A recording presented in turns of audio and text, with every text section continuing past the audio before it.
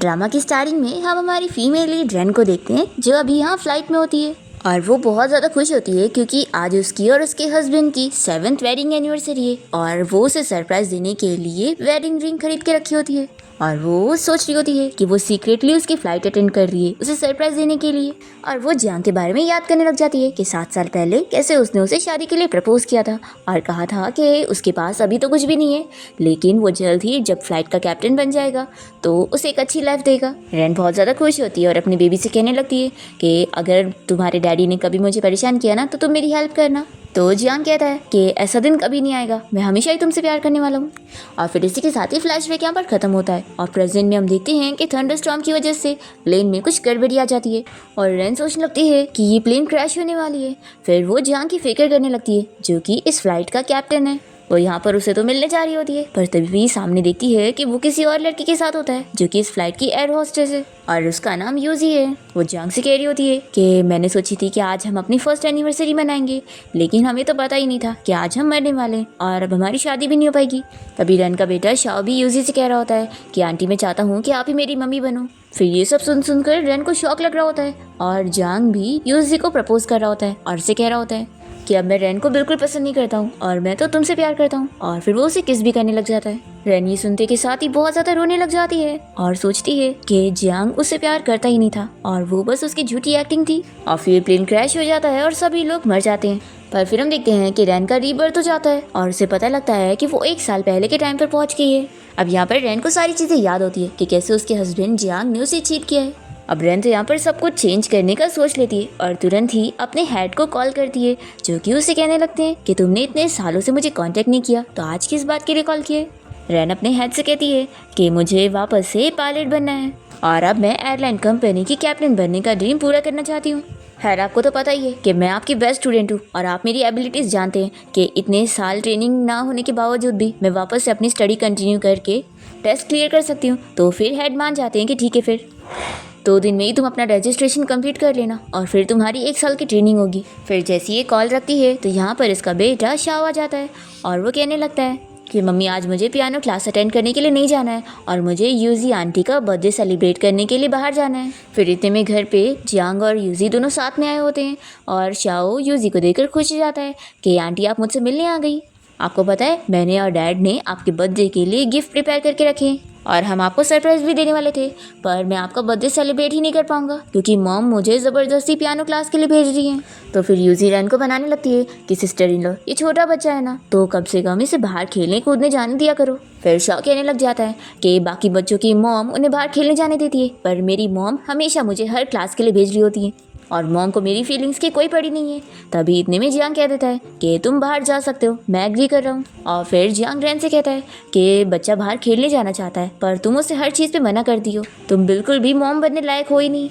और फिर शाओ भी कहने लगता है कि मम्मी आपको यूजी आंटी से कुछ सीखना चाहिए। फिर जियांग इस पर रेन को और चिल्ला रहा होता है तो यूजी अच्छी बनने की एक्टिंग करने लगती है और कहती है कि आप लोग बच्चे की वजह से ऐसे मत लड़ो। और वो जियांग को समझाती है कि सिस्टर इन लॉ बच्चे के अच्छे के लिए कर रही है। रेन ये सब सुनकर सोच रही होती है कि पिछली लाइफ में आज ही का वो दिन था जिस टाइम पर यूजी उसकी लाइफ में इंटरफेयर करने लग गई थी। फिर वो अपनी पिछली लाइफ की चीज़ें याद करने लगती है और हमें फ्लैशबैक में दिखाते हैं कि जियांग जब रेन को ऐसे चिल्ला रहा होता है तो यूजी उसे समझाती है कि उन दोनों को ऐसे झगड़ा नहीं करना चाहिए। और फिर वो जियांग को सॉरी भी कहने लगती है कि मुझे तुम लोग के फैमिली मैटर में इन्वॉल्व नहीं होना चाहिए था और वो जाने लगती है। जल्दी जल्दी से शाओ से रोकता है और उसे अपने घर पे अपने साथ रहने के लिए बोल रहा होता है। और फिर वो रेन को चिल्लाने लगता है कि आप यहाँ से चली जाओ, मुझे आप बिल्कुल नहीं चाहिए हो, आपको कुछ भी नहीं आता है और आप बस मुझे कंट्रोल करती रहती हैं, मैं आपसे नफरत करता हूँ, आप अच्छी मॉम हो ही नहीं। और फिर जियांग भी रेन को बातें सुनाता है कि यूजी हमेशा तुम्हारी साइड लेती है और कहती है कि तुम कितनी अच्छी हो और फिर भी मैं तुम्हारी सारी हरकतों को इग्नोर कर रहा था और तुम हर दिन ऐसे ओल्ड लेडी की तरह तैयार होकर ऐसे पूरा दिन काम करके किसे दिखा रही हो। तो रेन कहती है कि मैं पूरा दिन घर का काम करती रहती हूँ और बच्चे का भी ख्याल रखती हूँ तो मेरे पास ड्रेसअप होने का टाइम कहाँ से रहेगा, मैं ऐसी पूरी थक चुकी होती हूँ। जियांग कहता है कि ऐसी बात है ना तो तुम घर पे अच्छी से छुट्टी मनाओ। और फिर वो शाओ और यूजी को अपने साथ बाहर ले जाने की बात करता है तो शाओ बहुत ही खुश हो जाता है और फिर यूजी रैन को समझाने लगती है कि जियांग के ऊपर वर्क प्रेशर इतना ज़्यादा है कि इस वजह से वो ऐसा बिहेव कर रहा है, वो उसे मनाएगी तो वो ठीक हो जाएगा। और फिर यूजी शाओ को कहने लगती है कि मैं तुम्हें बाहर म्यूजियम में घुमाने लेके चलूंगी। तो बहुत ही खुश हो जाता है कि आंटी आप कितनी अच्छी हो और ये मॉम बिल्कुल अच्छी नहीं है। फ्लैशबैक यहाँ पर खत्म होता है और रैन सोच रही होती है कि यूजी अपने अच्छे बिहेवियर का यूज़ करके शाओ के दिल में ऐसा डाल चुकी है कि मैं बिल्कुल अच्छी नहीं हूँ और जियांग तो मुझे यूजलेस समझता है। लेकिन लकीली अपनी पिछली लाइफ में मरने से पहले मैंने इन दोनों का बिट्रेयल देख चुकी थी। फिर यहाँ पर जियांग यूजी की तारीफ कर रहा होता है कि तुम कितनी अच्छी हो, पर फिर रैन कह देती है कि शाओ बाहर जा सकता है यूजी और तुम्हारे साथ उसका बर्थडे सेलिब्रेट करने के लिए। और फिर रैन अपने बेटे शाओ से कहने लगती है कि तुम बाहर घूमने तो जा सकते हो, लेकिन तुम्हें याद है ना कि आर्ट क्लासेस के लिए तुमने खुद ही ज्वाइन किया था और तुमने मुझसे प्रॉमिस किया था कि चाहे जो हो जाए तुम क्लासेस को मिस नहीं करोगे। तो मैंने तुम्हें सिखाई हो ना कि अपना प्रॉमिस कभी तोड़ना नहीं चाहिए। पर तभी शाओ तो इसे पुश कर देता है और कहने लगता है कि आपने मुझे फोर्स किया था क्लासेस ज्वाइन करने के लिए, इसलिए मैं कोई क्लासेस नहीं जाऊँगा और आप अच्छी मॉम नहीं हो। तो फिर रैन मान जाती है कि हाँ सब मेरी गलती है, मैं बिल्कुल अच्छी मॉम नहीं हूँ। अब मैं तुम्हें क्लासेस से निकलवा दूंगी और तुम्हें अब दोबारा क्लासेस जाने की ज़रूरत नहीं है, तुम बाहर जाके खेलना। और फिर ये यूजी से भी कहने लगती है कि तुम शाओ को जहाँ घूमने लेके जाना है वहाँ लेकर जाओ और पैसे कम हो तो मैं तुम्हें देती हूँ, अच्छे से घूमना फिरना। और फिर वो जियांग से भी कहने लगती है कि क्यों ना तुम शाओ और यूजी दोनों के साथ मिलकर बाहर साथ में घूमने जाओ। और फिर वो जल्दी से इन तीनों को भेजने लग जाती है। तो जियांग से पूछता है कि तुम सच में नहीं जाना चाहती हो, क्यों ना हम सब साथ में चले। ठीक है नहीं तुम लोग जाओ, मैं तो बहुत थक गई हूँ, मैं घर में ही रहूँगी। और फिर इन लोग के जाने के बाद रैन तो खुश होने लगती है कि तुम लोग को तो वैसे भी साथ होना था ना, तो अब तो मैं तुम लोग के लिए अपॉर्चुनिटीज़ क्रिएट कर रही हूँ। फिर जियांग बाहर आते के साथ ही यूजी से कहने लगता है कि आज रैन कितना अजीब बिहेव कर रही थी ना, कहीं उसे हम दोनों के अफेयर के बारे में कुछ पता तो नहीं चल गया। यूजी कहती है कि उसे पता लग ही नहीं सकता, हम लोगों ने इसे सीक्रेट रखे। तो जियांग कहता है कि हाँ वो मुझे इतना ज़्यादा पसंद करती है कि वो मेरे बारे में कभी ऐसा सोच ही नहीं सकती। और फिर वो तीनों के जाने के बाद यहाँ पर रैन अपना फेस आईने में देख रही होती है और वो सोच रही होती है कि तुमने मुझे यूजलेस कहा था ना, लेकिन तुम भूल गए कि मैं अपने टाइम पर सबसे बेस्ट पायलट थी और मैंने ही अपनी कैप्टन की पोजीशन तुम्हारे लिए गिव अप कर दी थी। और फिर इसी के साथ ही हमें फ्लैशबैक में दिखाते हैं कि हेड सभी को इस बारे में बता रहे होते हैं कि रैन ने फर्स्ट और जियांग ने सेकंड स्कोर किया है और उन दोनों में से सिर्फ एक ही को हायर किया जाएगा एयरलाइन कंपनी के कैप्टन के लिए। पर तभी रैन सामने से खड़े होकर हेड को कह देती है कि मैं इस अपॉर्चुनिटी को गिव अप कर रही हूँ। तो हेड उसे लास्ट बार ही समझा भी देते हैं कि अगर वो ये मौका गिव अप करेगी तो उसे फ्यूचर में दोबारा कभी ये चांस नहीं मिलेगा। पर रैन तो अपनी रिंग देखकर खुश हो रही होती है क्योंकि जियांग ने उसे शादी के लिए प्रपोज किया है। तो फिर हेड अनाउंस कर देते हैं कि फिर जियांग अब इस बारी के एयरलाइन कंपनी का कैप्टन बन चुका है। फिर फ्लैशबैक यहाँ पर खत्म होता है और रैन अपना लुक चेंज करने का सोच लेती है और वो अपना एप्रिन भी हटा देती है, साथ ही साथ अपने बाल भी खोल देती है। फिर इसके साथ ही हम देखते हैं कि जियांग और यूजी घूमने के बाद साथ में रात में घर आ रहे होते हैं और जैसे ये लोग घर के बाहर पहुंच जाते हैं तो जियांग यूजी को यहाँ से जाने के लिए बोल रहा होता है कि कहीं रैन इन दोनों को ऐसे साथ ना देख ले और कुछ गलत ना समझे। पर इतने में रैन बाहर आई होती है तो इसे देखकर ये लोग डर जाते हैं और फिर यूजी कहने लगती है कि इतनी रात को वो बाहर कैसे। रैन कहती है कि मैं तो गार्बेज फेंकने आई थी और अच्छा हुआ मैं आ गई, नहीं तो मैं तुम लोग को देखती कैसे। मेरा मतलब था कि इतनी रात हो गई है तो तुम अकेले ऐसे कैसे घर जा रही हो, क्यों ना आज रात तुम इधर ही रुक जाओ। और वो उसे जल्दी से अपने घर में लेके चली जाती है। फिर इसके बाद रैन यहाँ बुक पढ़ रही होती है, तभी इतने में जियांग आकर उसे पूछने लगता है कि तुम तो कभी किसी स्ट्रेंजर को घर में रुकने नहीं देती हो, तो आज क्या हो गया। तो ये कहती है कि मैं तुम्हारे लिए अपॉर्चुनिटी क्रिएट कर रही हूँ। तो ये पूछता है कि तुम क्या कह रही हो। रैन कहती है कि शाओ को यूजी के साथ अच्छा लगता है ना, इसलिए मैंने उसे आज घर पे रुकने दे दी ताकि शाओ को अच्छे से खुशी मिले। और फिर जियांग से पूछने लगता है कि वैसे तुम क्या पढ़ रही थी। तो ये जल्दी से छुपा लेती है और कहती है कि कुछ नहीं, बस नॉवेल है। जियांग कहता है कि हाँ अब तुम्हारी एज हो गई है और तुम इसमें क्या ही पढ़ लोगी और तुम्हें अब कुछ नॉलेज भी नहीं है, तो बेहतर ये है कि तुम बस बच्चे का ख्याल रखो। और फिर जियांग रैन से कहने लगता है कि तुम्हारे ऊपर से बहुत अच्छी स्मेल आ रही है, पर फिर वो उससे दूर हो जाती है और कहती है कि मैं जा रही हूँ सोने के लिए। और यहाँ से जैसी जाती है तो यहाँ पर यूजी आ जाती है और वो इसके लिए दूध लेकर आई होती है। जियांग इसे किस करने जा रहा होता है तो वो इसे रोकती है कि सिस्टर इन लॉ हमें देख लेगी तो जियांग कहता है कि नहीं, उसे तो पता भी नहीं चलेगा। पर तभी हम देखते हैं कि यहाँ पर तो कैमरा लगा होता है और रैन बाहर खड़ी होकर इन लोग की सारी बातें सुन रही होती है और वो तो बहुत ही खुश हो जाती है कि उसका प्लान कामयाब हो गया। फिर नेक्स्ट मॉर्निंग होते ही जियांग को शाओ की टीचर की कॉल आती है और वो पूछती है कि इतना लेट हो चुका है, शाओ अभी तक स्कूल क्यों नहीं आया। तो फिर जियांग जल्दी से उठ कर जाता है और शाओ को उठाता है कि जल्दी तैयार हो, नहीं तो स्कूल के लिए लेट हो जाओगे। और फिर ये तुरंत ही रैन को आवाज़ देने लगता है। तभी इतने में यहाँ पर यूजी आती है और कहती है कि सिस्टर इन लोग घर पे नहीं है, तो चलो मैं ही शाओ को तैयार कर देती हूँ। फिर जियांग रैन को आवाज़ दिए जा रहा होता है और फिर उसे कॉल भी लगाने लगता है, पर उसका कॉल लगता ही नहीं है। और फिर इतने में वो सामने रैन को देखता है जो कि अभी वर्कआउट करके घर आई होती है। ये उससे पूछता है कि तुम कहाँ पर थी? शाओ को स्कूल के लिए लेट हो रहा है, मैंने तुम्हें कॉल भी किया, तुमने कॉल नहीं उठाई। तो कहती है कि मैं तो बस मॉर्निंग एक्सरसाइज के लिए गई थी और फ़ोन साथ में लेके गई थी। तो कहता है कि पहले तुम्हें शाओ को स्कूल छोड़ देना चाहिए था ना, और फिर तुम अपनी मॉर्निंग एक्सरसाइज के लिए चली जाती। तो ये कहती है कि अच्छा। तो जियांग कहता है कि ये कौन सा एटीट्यूड है, जाओ अच्छा आप जाकर शाओ को जल्दी से रेडी करो। तो ये कहती है कि मेरी क्या ज़रूरत है, उसे वैसे भी मेरे साथ रहना पसंद नहीं है, तो यूजी उसे तैयार कर देगी। तो जियांग कहता है कि ठीक है फिर तुम ब्रेकफास्ट रेडी करने जाओ, अभी मैं और यूजी भी तैयार होकर अपने काम पे जा रहे हैं। फिर यूजी शाओ को रेडी करके ले आती है और कहती है कि सिस्टर इन लो अब इसे ब्रेकफास्ट दे दो। तो रैन कह देती है कि शाओ को मेरा बनाया हुआ ब्रेकफास्ट खाना बिल्कुल भी पसंद नहीं है, तो शाओ तुम यूजी आंटी और डैड के साथ बाहर जाकर अपना मनपसंद ब्रेकफास्ट खा सकते हो। तो शाओ तो खुश हो जाता है कि मम्मी क्या सच में मुझे आपका बनाया हुआ ब्रेकफास्ट नहीं खाना पड़ेगा? तो ये कहती है कि हाँ, अब से तुम्हें मेरा बनाया हुआ न्यूट्रिशियस ब्रेकफास्ट खाने की जरूरत नहीं है, तुम अपनी मनपसंद की चीज़ें बाहर जाके खा सकते हो, अब से मैं तुम्हें कभी फोर्स नहीं करने वाली हूँ। तो शाओ तो बहुत ही खुश होने लगता है और कहता है कि मैं फ्राइड चिकन, सॉसेज ये सब खाऊंगा। तो जियांग चिल्लाने लगता है कि आखिर शाओ ये सारी चीज़ें खाएगा तो उसकी हेल्थ खराब हो जाएगी।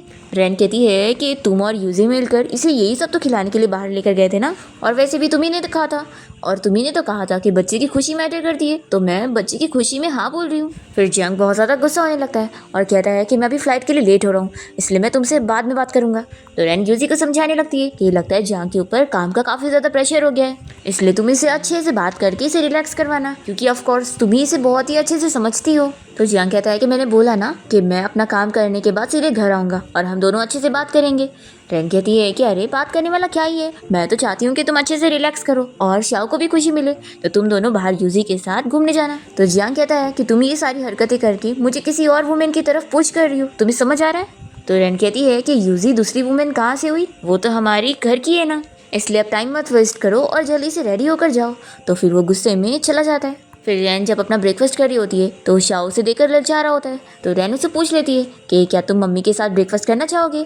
तो फिर वो गुस्से में फेंक देता है और चिल्लाने लगता है कि मैं आपके हाथ का बनाया हुआ ये गंदा खाना नहीं खाना चाहता हूँ, मुझे फ्राइड चिकन ये सब खाना है। तो रैन कहती है कि ठीक है फिर, और वो मन में सोचती है कि मैंने अपने बेटे को फिर से एक चांस देकर देख ली, पर ये फिर भी इसी लड़की के साथ ही रहना चाहता है, तो ठीक है मैं इसे छोड़ देती हूँ ताकि ये अपनी खुशी पूरी करे। फिर जियांग यहाँ रेडी होकर आता है और रैन से कहने लगता है कि मैं अपना काम खत्म करके जब घर आऊँगा तो हम लोग साथ में डिनर करते हुए बात करेंगे। फिर हम देखते हैं कि जियांग जब यहाँ फ्लाइट चला रहा होता है तभी यूजी आकर उसे पूछ लगती है कि हम लोग फ्लाइट लैंड होने के बाद कौन से होटल में जाने वाले हैं। तो ये कह देता है कि आज मैं घर जल्दी जाने वाला हूँ, मैंने रैन को बोल के रखा हूँ, और नहीं जाऊँगा तो फिर वो अपसेट हो जाएगी, और इतना टाइम हो गया है मेरी फैमिली को एक साथ बैठकर अच्छे से बातें किए हुए, तो मैं रैन के साथ अच्छे से आज बातें करना चाहता हूँ। फिर इसके बाद हम यहाँ पे रैन को देखते हैं जो कि अपने घर से निकल रही होती है और अब उसका पायलट एग्जाम के लिए रजिस्ट्रेशन हो चुका है और कल से ही उसकी ट्रेनिंग स्टार्ट होने वाली है। रैन अपना फ़ोन और वेडिंग रिंग निकाल के रख देती है और वो सोच लेती है कि उसे जियांग से रिलेटेड कोई भी चीज़ नहीं चाहिए, और वो बस अपना आईडी लेकर घर से बाहर निकल रही होती है। तभी इतने में जियांग शाओ के साथ घर आ रहा होता है और वो उसे पूछने लगता है कि तुम कहाँ पर जा रही हो। तो कहती है कि कुछ ग्रॉसरीज खरीदनी थी वो लेने जा रही हूँ। तो फिर ये कहता है कि साथ में चलते हैं, और ये देखो मैं तुम्हारा फेवरेट फ्लावर लेकर आया हूँ। रैन सोचती है कि उन दोनों को साथ रहकर इतने साल हो गए और इसे याद भी नहीं है कि इसके फेवरेट फ्लावर्स ये नहीं बल्कि कुछ और है। वो सोचती है कि इसने कभी मेरी केयर किया ही नहीं। फिर वो ऐसे कह देती है कि नहीं तुम्हें चलने की ज़रूरत नहीं है, कुछ ही सामान लाने वो मैं ले आऊँगी। तो ये कहता है कि ठीक है तुम हमेशा अपनी मर्जी चलाती हो, तो तुम जल्दी से घर आ जाओ, फिर हम लोग साथ में डिनर करेंगे। तभी शाओ कहने लग जाता है कि मम्मी मेरे स्कूल में पेरेंट्स मीटिंग होने वाली है, तो मैं चाहता हूँ कि मैं यूजी आंटी को अपनी मॉम बनाकर स्कूल लेकर जाऊँ। मैं नहीं चाहता कि सभी को पता लगे कि मेरी मॉम बस एक हाउस वाइफ है और कुछ भी नहीं। तभी जियांग ये सुनते के साथ ही शाओ का मुंह बंद कर रहा होता है, पर रैन कह देती है कि ठीक है मैं इस बात से एग्री कर रही हूँ, तुम यूजी आंटी को लेके जा सकते हो। और फिर ये कहती है कि मैं जा रही हूँ अपना ग्रॉसरी शॉपिंग के लिए, और ऐसा बोल करके चली जाती है।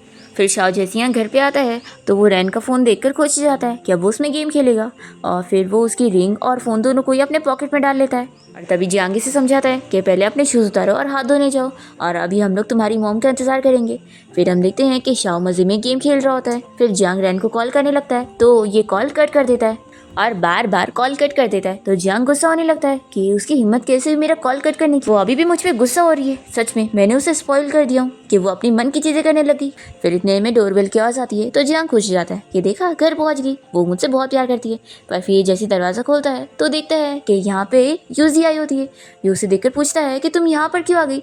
तो ये बताती है कि तुम अपना कोड भूल गए थे। तो ये से समझाता है कि मैंने कहा था ना कि तुम्हें थोड़ा डिस्टेंस मेंटेन करके रखना चाहिए। अभी रैन मुझसे गुस्सा हो गई है और मैं नहीं चाहता कि तुम्हारी वजह से मेरे और उसके बीच में प्रॉब्लम आ जाए। तो फिर ये इसे सॉरी कहने लग जाती है। तभी शाओ यूजी को देखकर खुश हो जाता है और उसे साथ में खेलने के लिए बोल रहा होता है। तो फिर जियांग मान जाता है कि ठीक है, थोड़ी देर अभी इसके साथ खेल लो, उसके बाद चली जाना। और फिर हम देखते हैं कि शाओ यहाँ यूजी के पास रैन का फ़ोन निकालता है और कहता है कि आंटी चलो गेम खेलते हैं। तभी ये फ़ोन देखते के साथ ही पहचान जाती है कि ये तो तुम्हारी मॉम का फ़ोन है ना, तुम्हारे पास कैसे। तो ये बताता है कि जैसे ही मैं घर आया था तो मुझे टेबल पर ये फ़ोन मिला और साथ ही साथ मॉम की रिंग भी रखी थी। तो यूजी सोचती है कि वेडिंग रिंग रैंक के लिए कितनी इंपॉर्टेंट थी और वो कभी नहीं निकालती थी, तो अब क्या हो गया।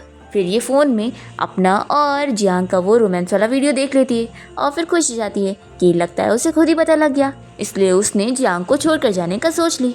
अच्छी बात है, वो हमारे बीच में ना आए तो ज़्यादा बेहतर रहेगा।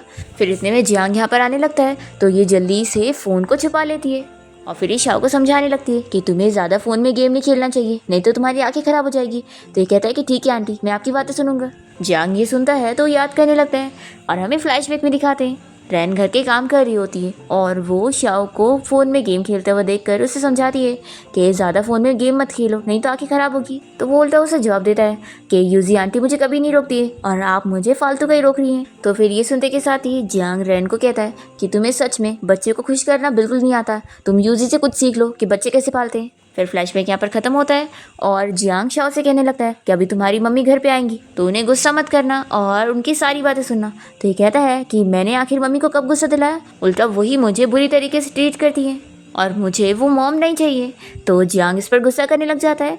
तो यूजी से समझाती है कि बच्चे पर गुस्सा मत करो और तुम अपना जाओ आराम करो। फिर जियांग अपने रूम में चला जाता है और यूजी शाओ से कहती है कि तुम चाहते हो कि तुम्हारी मम्मी गायब हो जाए और मैं तुम्हारी मम्मी बन जाऊँ। तो शाओ खुश होकर कहने लगता है कि क्या ऐसा हो सकता है।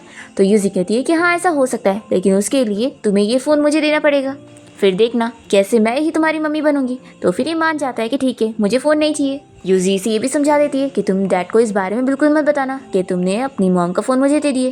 दूसरी तरफ हम यहाँ पे रैन को देखते हैं जो कि अपने टीचर के पास पहुँचती है। तो वो उसे देखकर बहुत ही खुश होते हैं कि मुझे आज भी वो दिन याद है जब तुमने बताई थी कि तुम्हारा ड्रीम पायलट बनना है, लेकिन कहीं ऐसा तो नहीं कि फिर से तुम वापस से गिव अप कर दोगी। तो रैन कहती है कि टीचर आप फिक्र मत करो, अब ऐसा दोबारा कभी नहीं होगा और मेरा ड्रीम पूरा करने से अब मुझे कोई नहीं रोक सकता है। तो इसके टीचर इसे गुड लक विश करते हैं और पूछते हैं कि अभी 1 साल की ट्रेनिंग के लिए तुमने अपना लगेज नहीं लाई।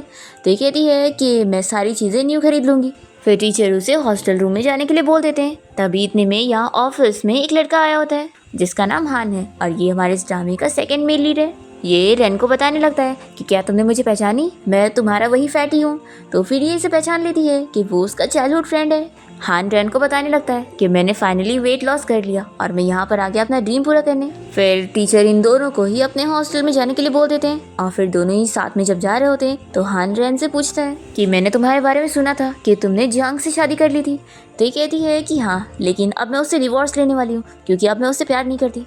तो फिर एक खुश जाता है और बताने लगता है कि तुम्हें पता है मैं पहले तुम्हें चेस करने वाला था, लेकिन फिर मुझे पता चला कि तुमने अपनी जॉब तो क्विट कर ही दी हो और साथ ही में तुमने जियांग से शादी भी कर ली हो। तो इस वजह से मैंने तुम्हें चेस करने के बारे में गिव अप कर दिया था, लेकिन अब मुझे लगता है कि मुझे फिर से एक चांस मिल गया है।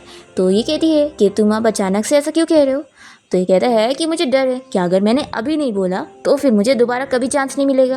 लास्ट बारी मैंने अपना चांस मिस किया था तो मुझे इतना टाइम वेट करना पड़ गया। रैन इस पर कुछ नहीं कह पा रही होती है। तो ये कहता है कि मैं जानता हूँ कि तुम्हें अभी टाइम की ज़रूरत है और मैं तुम्हारे लिए इंतज़ार करने को तैयार हूँ। हाँ, मैं जानता हूँ कि तुम शायद मुझे ना एक्सेप्ट करो, लेकिन मैं फिर भी ट्राई करना चाहता हूँ ताकि बाद में मुझे कोई रिग्रेट ना हो। और कोई बात नहीं, अगर तुमने मुझे एक्सेप्ट नहीं करी तो हम लोग फ्रेंड्स बन के भी रह सकते हैं।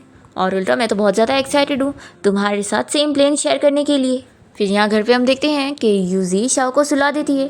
तभी इतने में यहाँ पर जियांग आता है और वो कहता है कि इतनी रात हो गई है, अभी तक रैन घर क्यों नहीं आई। फिर ये उसे कॉल लगाने लगता है और यूजी उसका कॉल कट करती जाती है। फिर ये काफ़ी परेशान हो रहा होता है। तभी इतने में यूजी रैन के फ़ोन से इसे मैसेज कर देती है और मैसेज में लिखती है कि मेरी मॉम बीमार हो गई है तो मैं हॉस्पिटल में उनका ख्याल रख रही हूँ और मैं कुछ दिन के लिए घर नहीं आऊँगी। फिर ये मैसेज देखने के बाद जियांग बहुत ही गुस्सा होने लगता है कि आखिर उसने मुझे पहले क्यों नहीं बताई। फिर ये यूजी को बता देता है कि रैन किसी काम से अपने होम टाउन गई हुई है तो कुछ टाइम के लिए तुम ही शाओ का ख्याल रख लो। तो ये हाँ बोलती है। फिर इसके बाद जियांग जब यहाँ शावर ले रहा होता है तभी यूजी यहाँ पर पहुँच जाती है और उसे कहती है कि अब उसकी वाइफ यहाँ पर नहीं है तो वो दोनों कुछ भी कर सकते हैं और उसे पता भी नहीं चलेगा। दूसरी तरफ हम यहाँ रैन को देख रहे होते हैं जो कि अच्छे से अपनी क्लासेस अटेंड कर रही होती है और अपनी ट्रेनिंग ले रही होती है। फिर जब वो और हान बैठ के साथ में लंच कर रहे होते हैं तो वो उससे पूछती है कि अगर हमें कभी आगे चल के थंडरस्टॉर्म झेलना पड़ गया तो क्या हम लोग प्लेन को हैंडल कर लेंगे। तो ये कहता है कि वैसे तो बहुत ही मुश्किल होगा लेकिन इम्पॉसिबल भी नहीं है, हम लोग अपनी पूरी कोशिश करेंगे। और वो रैन से पूछने लगता है कि क्या तुम्हें थंडरस्टॉर्म से डर लगता है।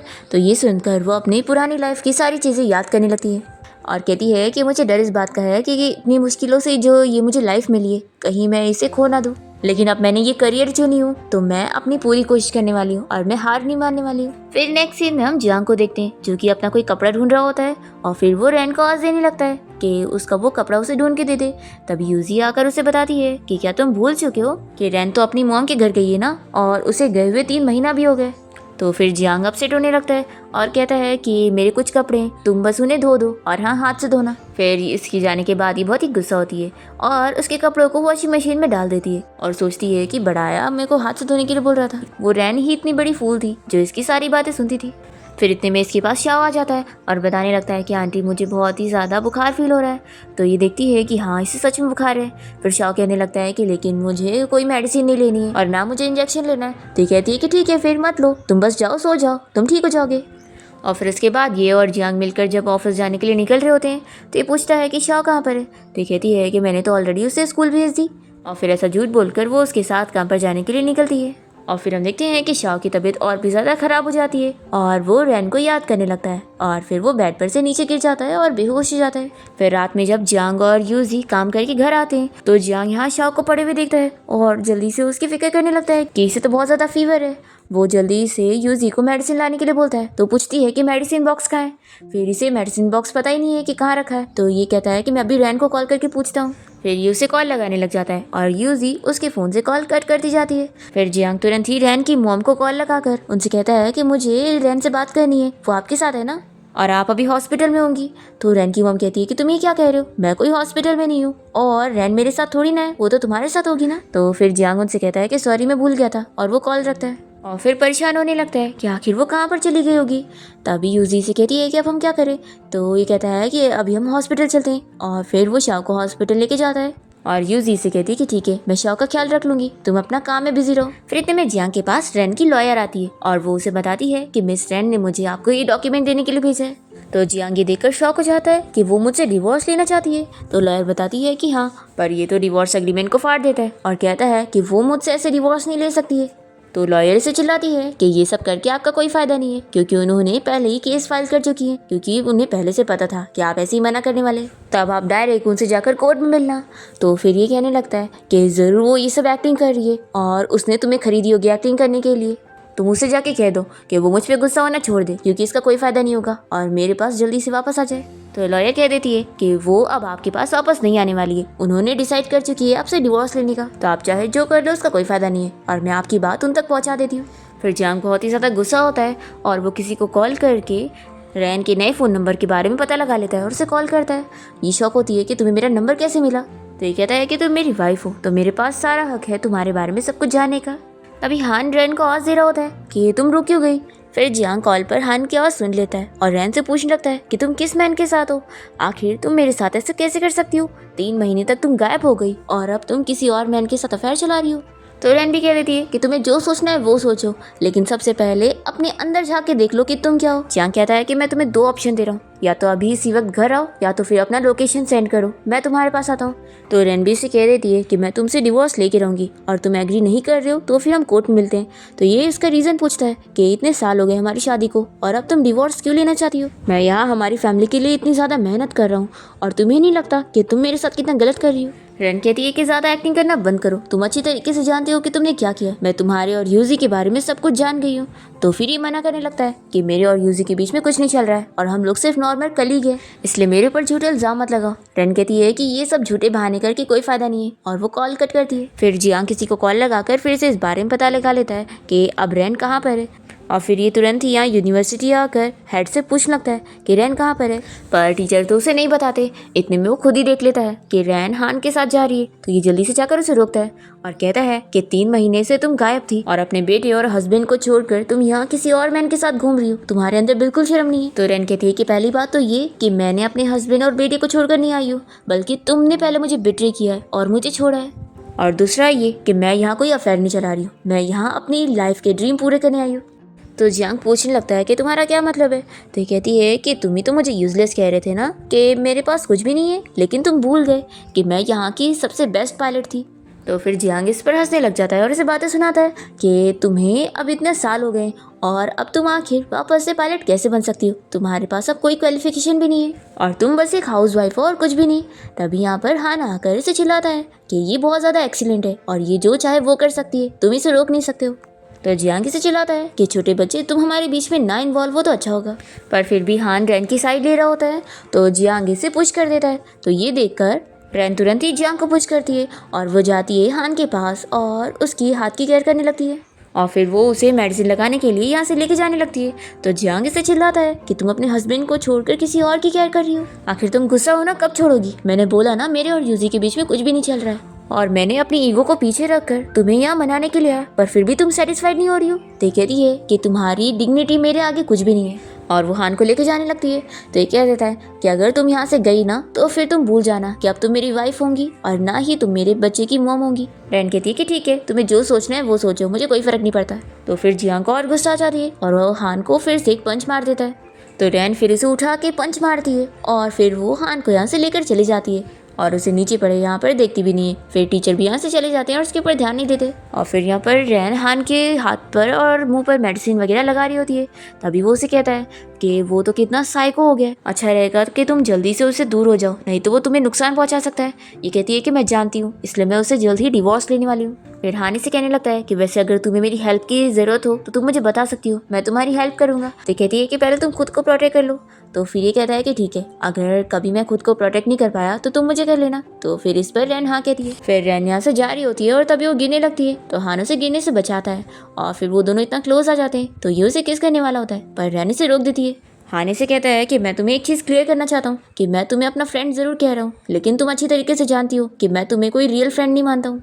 मैं तुम्हें लाइक करता हूँ और मैं तुम्हें चेज़ कर रहा हूँ और मैं तुम्हारा तब तक इंतजार करने वाला हूँ जब तक तुम रेडी नहीं हो जाती हो। पर फिर रैन यहाँ से भाग जाती है और ये सोचता है कि अब मैं तुम्हें खोने नहीं दूंगा।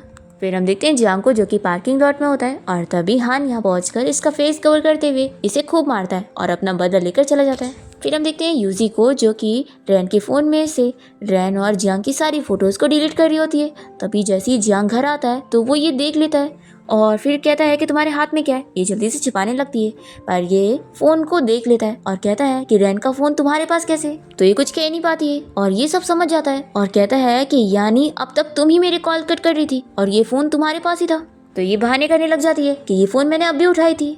तो फिर ये देख लेता है कि इसने सारी फोटोज़ को भी डिलीट कर दिए। तो ये से चिल्लाता है कि तुमने मेरी और रैन की सारी यादों को भी मिटा दी हो, आखिर तुम्हारी हिम्मत भी कैसे हुई। तो यूजी कहती है कि हस्बैंड सॉरी, मैंने गलती से क्लिक कर दी। तो ये से चिल्लाता है कि तुम मुझे हस्बैंड क्यों कह रही हो, सिर्फ रैन ही मुझे हस्बैंड बुला सकती है, तुम नहीं। और फिर ये इसे सीधा थप्पड़ लगाता है। तो फिर वो सॉरी बोलती है। फिर ये से चिल्लाने लग जाता है कि सब तुम्हारी वजह से हो रहा है, तुम यहाँ से चली जाओ। तुम्हारे यहाँ पर आने के बाद ही रैन मुझसे इतनी ज़्यादा गुस्सा हो गई और मुझे छोड़कर चली गई, इसलिए मैं तुम्हें देखना तक नहीं चाहता हूँ, अभी मेरे घर से निकलो। और फिर इसके बाद वो घर से बाहर निकलते वक्त शाओ से बताने लगती है कि अब मैं यहाँ से जा रही हूँ और मैंने तुम्हारे डैड को गुस्सा दिला दी हूँ, इसलिए वो मुझे देखना नहीं चाहते हैं, तो मैं अब वापस नहीं आऊँगी। तो फिर शाओ से रोकने लगता है कि आंटी आप मुझे छोड़कर नहीं जा सकती हो, मॉम भी यहाँ पर नहीं है और अगर आप भी छोड़कर चली जाएंगी तो फिर मैं कितना अपसेट होऊंगा। और फिर शाओ इसे भी मनाने लगता है कि डैडी प्लीज़ आंटी को यहाँ से मत जाने दो और इन्हें यहाँ पे रहने दे दो। तो फिर जियांग यूजी को समझाता है कि तुम बस शाओ का ख्याल रखने के लिए यहाँ पर आ सकती हो।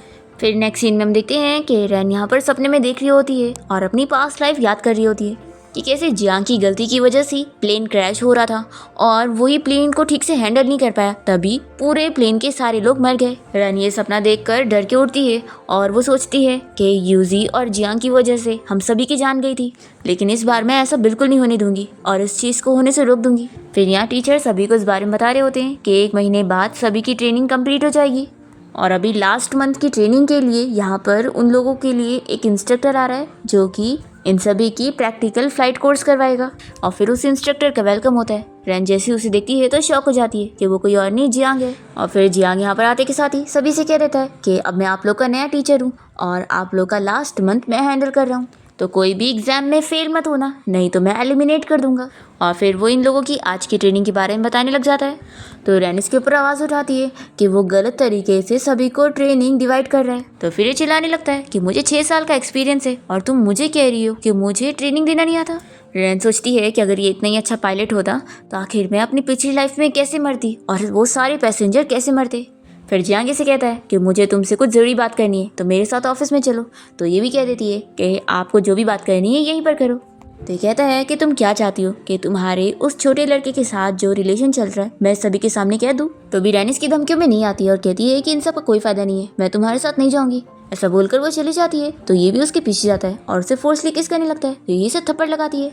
जियांग कहता है कि मैं तुम्हें फिर से वार्न कर रहा हूँ, अब भी तुम मेरे साथ घर चलो, नहीं तो अच्छा नहीं होगा। अगर तुम अपना ये एग्जाम गिव अप कर दोगी तो शायद मैं तुम्हें माफ़ कर दूंगा। तो रैन कहती है कि मेरे ग्रेड्स इतने अच्छे हैं तो तुम्हें क्यों लगता है कि मैं एग्जाम पर गिव अप करूँगी। तो ये कहता है कि वो इसलिए क्योंकि तुम मेरी वाइफ हो और शौ की मॉम हो और तुम्हारा फर्ज बनता है कि तुम घर चल के उसकी केयर करो और घर का ध्यान रखो। तुम्हारी ड्यूटी है एक अच्छी वाइफ और एक अच्छी मॉम बनने की, ना कि यहाँ पर आकर पायलट बनने की। तो रैन से कहती है कि मैंने तुमसे ये एक्सपेक्ट नहीं करी थी कि तुम पुराने ज़माने की ऐसी बातें करोगे। तुम्हारी बातें सुन के तो लग रहा है कि अब तुम कोई एंटिक्स के ज़माने के हो। फिर ये इसका हाथ देख लेता है और पूछता है कि तुम्हारी वेडिंग रिंग कहाँ पर है, तुम ऐसे कैसे निकाल सकती हो। तो ये कहती है कि तुम्हें तो वेडिंग रिंग मिल गई होगी ना, मैंने अपने फ़ोन के साथ रिंग भी छोड़ कर आई थी क्योंकि मैं तुम्हारी कोई चीज़ भी अपने साथ नहीं लाई हूँ। तो जियांग कहता है कि ठीक है, मैं अभी भी तुम्हें माफ़ करने के लिए तैयार हूँ और मैं इस रिंग के बारे में भी भूल जाऊंगा और तुम्हारे जो और हान के बीच में जो चल रहा है उसके लिए भी मैं तुम्हें माफ़ कर दूंगा, तुम बस घर चलो। रैन कहती है कि मेरे रिलेशन तो बिल्कुल क्लियर है लेकिन तुम्हारे नहीं है, तुम्हारे और यूजी के बीच में जो चल रहा है मेरे पास उसके सॉलिड एविडेंस भी है। मैं तो अपना फ़ोन छोड़ कर आई थी, तुमने क्या अभी तक अपना और वो यूजी का वो वीडियो नहीं देखा। तो ये कहता है कि तुम्हारी हिम्मत कैसे हुई हम दोनों का ऐसे वीडियो कैप्चर करने की। ये कहती है कि तुम घर पे ऐसी चीज़ें कर सकते हो और मैं तुम लोग का वीडियो नहीं बना सकती हूँ। तो फिर जियांग से कहता है कि हाँ मैं मानता हूँ कि मैंने उसके साथ नाइट स्पेंड किया, लेकिन मैं सिर्फ तुमसे ही प्यार करता हूँ और वो हम दोनों के बीच में नहीं आ सकती है, इसलिए प्लीज़ मुझे माफ़ कर दो।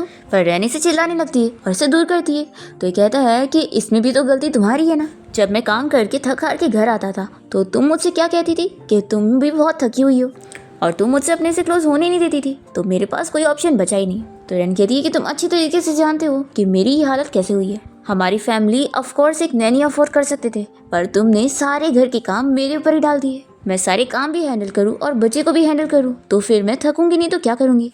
तुमने मुझे सारे कामों में लगाकर घर में कैद करके रखा था ताकि मुझे फ्री टाइम ना मिले और तुम्हें डर था कि अगर मैंने स्टडी कर ली तो मैं तुमसे काफ़ी आगे चली जाऊंगी और फिर तुम मेरे आगे कुछ भी नहीं होंगे, इसलिए तुमने अपने सेल्फ स्टीम में आकर ये सारी चीज़ें करी। लेकिन ऐसा अब बिल्कुल नहीं होगा, अब मैं अपने पंख तोड़कर तुम्हारी जेल में नहीं बैठने वाली हूँ। अब मैं सबसे स्ट्रॉन्गेस्ट कैप्टन बनूंगी और तुम वहीं के वहीं रह जाओगे। ऐसा बोलकर रैन यहाँ से जाने लगती है तो ये उसे रोकने के लिए जाता है। रैन नहीं सुन रही होती है तो ये उसे सीढ़ियों से पुश कर देता है। फिर इतने में यहाँ पर हान आ जाता है और वो रैन की फिक्र करने लगता है कि कहीं उसके पैर में मोच ना आ गई हो। तो जल्दी से जियांग कहता है कि सॉरी मैंने जानबूझ के नहीं किया। अभी हाने से दूर करता है कि तुम रैन से दूर ही रहो और फिर वो रैन को उठाकर लेकर जाता है उसे मेडिसिन लगाने के लिए। और जियांग सोचता है कि सीसीटीवी में सब कुछ कैप्चर हो गया होगा, मुझे जल्दी से जाकर ये फुटेज डिलीट करना पड़ेगा। दूसरी तरफ हम देखते हैं कि हान यहाँ पर रैन के पैर में मेडिसिन लगा देता है। वो उसे थैंक यू कहती है कि उसने उसकी जान बचाया और पूछती है कि मैं तुम्हारे लिए क्या कर सकती हूँ तुम्हें रिपे करने के लिए। हान कहता है कि क्या मैं तुम्हारा बॉयफ्रेंड बन सकता हूँ। रैन इसके लिए मना करती है तो वो कहता है कि मैं बस मजाक कर रहा था, मैं तो बस तुम्हारा को पायलट बनना चाहता हूँ। जब तुम पायलट बन जाओगी तो मैं तुम्हारे साथ ही तुम्हारा पार्टनर बनना चाहता हूँ। तो फिर वो मान जाती है और दोनों ही प्रॉमिस करते हैं। हान कहता है कि रुको मैं तुम्हारे लिए व्हील चेयर लेकर आता हूँ और वो जैसे यहाँ से जाता है तभी यहाँ पर जियांग आ जाता है और कहता है कि तुम्हारे पैर में चोट लग गई है तो मैं देखो मेडिसिन लेकर आया हूँ। तो ये कहती है कि मुझे तुम्हारी दोगली बातें नहीं सुननी है, तुमने खुद ही मुझे पुश किया था तभी मुझे ये चोट लगी है, तो यहाँ पर एक्टिंग मत करो। तो जियांग कहता है कि मैंने कब तुम्हें पुश किया, क्या तुम्हारे पास कोई एविडेंस है? मैंने ऐसा कुछ करा ही नहीं हूँ। रैन से चिल्लाती है कि तुम कितने बेशर्म हो जो झूठ बोल रहे हो। तो ये कहता है कि मैंने झूठ बोला ही नहीं हूँ और लगता है तुम मुझसे गुस्सा हो, इसलिए मुझ पर झूठे इल्जाम लगा रही हो। अभी भी मैं तुम्हें चांस दे रहा हूँ, तुम मेरे साथ घर चलने के लिए मान जाओ। तो फिर ये इसे मारती है। तो फिर ये इसे धमकी देने लगता है कि अगर तुम मेरी बात नहीं मानोगी तो फिर मैं हान को टेस्ट पास करने ही नहीं दूंगा और वो अपना ड्रीम पूरा ही नहीं कर पाएगा। तो तुम क्या चाहती हो? तुम अपनी वजह से उसका करियर खराब करना चाहती हो? तो रैनी से चिल्लाती है कि तुम ऐसा नहीं कर सकते। तो ये कहता है कि अगर तुम मेरी बात मान जाओगी तो मैं ये सब नहीं करूंगा। क्या तुम्हें दिख नहीं रहा है कि मैं तुमसे कितना ज्यादा प्यार करता हूँ और तुम्हें यहाँ पर मना रहा हूँ? तभी हान यहाँ पर आ जाता है और रैन से कहता है कि तुम इसकी बातें बिल्कुल नहीं सुनना। मैं इस एग्जाम से डिस्क्वालीफाई भी हो गया तो भी मुझे कोई फर्क नहीं पड़ेगा, लेकिन मैं नहीं चाहता हूँ कि तुम इसकी वजह से अपना फ्यूचर खराब करो। तो फिर जियांग हान को चिल्लाता है कि तुम क्या चाहते हो कि रैन हमेशा इस बात की गिल्टी फील करे कि उसकी वजह से तुम्हारा करियर खराब हो गया। रैन कहती है कि ठीक है, अगर मैं तुम्हारे साथ घर चलने के लिए मानती हूँ तो फिर तुम इसे छोड़ दोगे? तो ये कहता है कि हाँ, मैं तुमसे प्रॉमिस करता हूँ कि तुम मेरे साथ चलो, फिर मैं इसे छोड़ दूंगा। रैन कहती है कि क्या मैं तुम्हें बहुत बड़ी फूल दिख रही हूँ जो तुम्हें लग रहा है मैं तुम्हारी बात पर बिलीव करूंगी? मैं अगर तुम्हारे साथ चली भी जाती हूँ ना तो भी तुम इसे नहीं छोड़ोगे और तुम्हें जो करना है वो करके रहोगे। तो जियांग से चिल्लाता है कि तुमने मुझसे झूठ बोली। ये कहती है कि मैंने बस एक बार तुमसे झूठ बोली तो तुम्हें इतना बुरा लग रहा है और तुम मुझसे 7 साल से झूठ बोलते आ रहे हो। तुम्हें तो खुशी मिलनी चाहिए ना, मैंने तुम्हारे और यूजी के लिए अपने आप को तुमसे अलग कर दी, फिर भी आखिर तुम मेरा पीछा क्यों नहीं छोड़ रहे हो? तो ये कहता है कि तुम बिल्कुल नहीं समझ रही हो, मैं बस उसके साथ खेल रहा हूँ और मैं उससे कोई शादी नहीं करने वाला हूँ। तो हान से कहता है कि तुम किसी और लड़की के साथ रिलेशन में हो तो तुम इसे स्मॉल मैटर समझ रहे हो, और अगर तुम्हें लग रहा है कि रैन किसी और के साथ रिलेशन में है तो ये बहुत बड़ा मैटर है। तो जियांग कह देता है कि मैं एक मैन हूँ और ये एक वुमेन है, तो आखिर ये मुझे कैसे बिट्रे कर सकती है? तो हान से कॉन्ग्रेचुलेट करने लगता है कि तुम बहुत ही डबल स्टैंडर्ड हो। फिर रैन जियांग से कह देती है कि मुझे अब तुम्हारी सारी बातें डिस्गस्टिंग लगती है और वो इसे एक पंच मारते ही बेहोश कर देती है। और हाने से बताने लगता है कि मैंने अभी सीसीटीवी फुटेज चेक करके आया, इसने जो तुम्हें अभी सीढ़ियों से पुश किया था इसने वो वीडियो डिलीट कर दिया। तो अब हम इसकी कंप्लेंट कैसे करेंगे और इसे ये सब करने से रोकेंगे कैसे? तो ये कहती है कि तुम फिक्र मत करो, हम इसे पनिशमेंट दिलवा के रहेंगे। फिर नेक्स्ट सीन में हम देखते हैं कि जैसे जियांग घर पहुंचता है तो वो यूजी से पूछने लगता है कि रैन के फ़ोन के साथ तुम्हें और क्या मिला था? तो ये कहती है कि कुछ भी नहीं। तो ये से और थप्पड़ लगाता है और कहता है कि वो रिंग कहाँ पर है? तो फिर ये बता देती है कि वो रिंग मुझसे गुम हो गई है।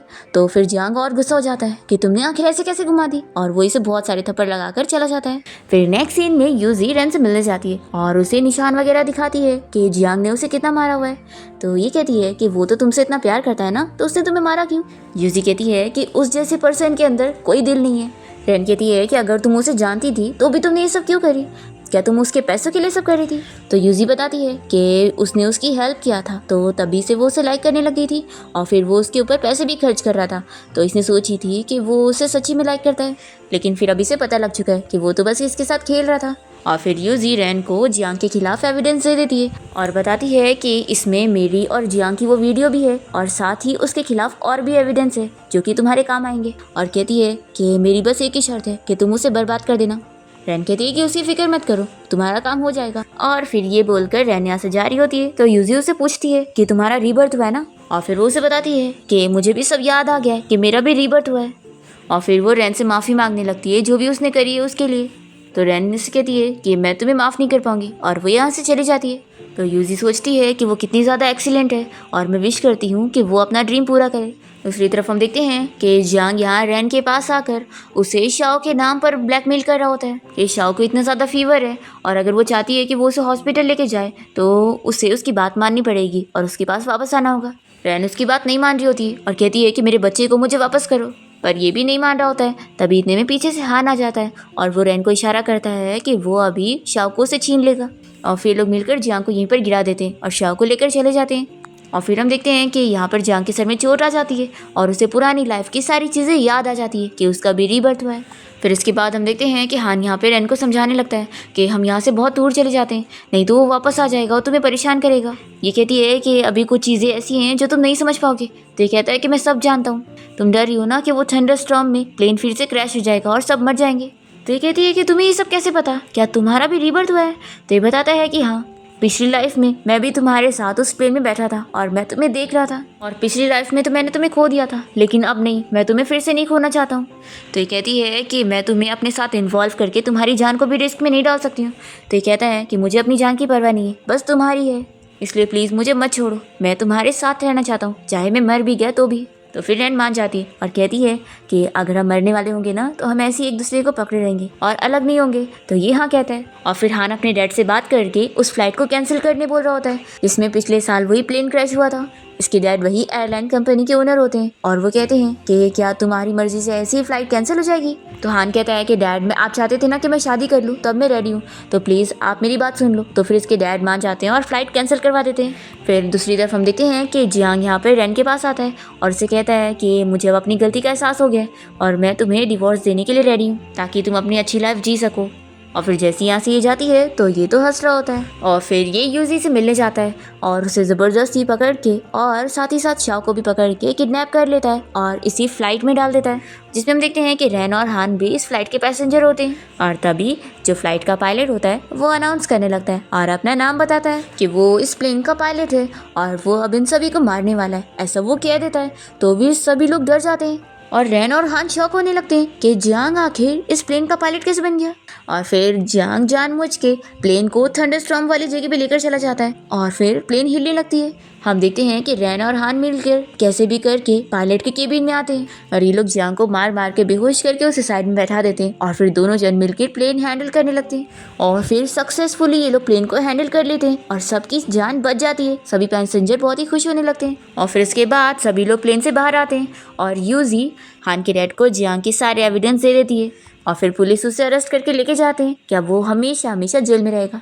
और फिर रैन हान के डैड से अपनी और हान की शादी के बारे में बात करती है और वो इन लोग की शादी के लिए एग्री करते हैं और हाँ बोलते हैं। और फिर यूजी और शाओ भी प्लेन में से बाहर निकलते हैं और शाओ रैन के पास आता है। रैन कहती है कि क्या तुम लोग भी प्लेन में थे।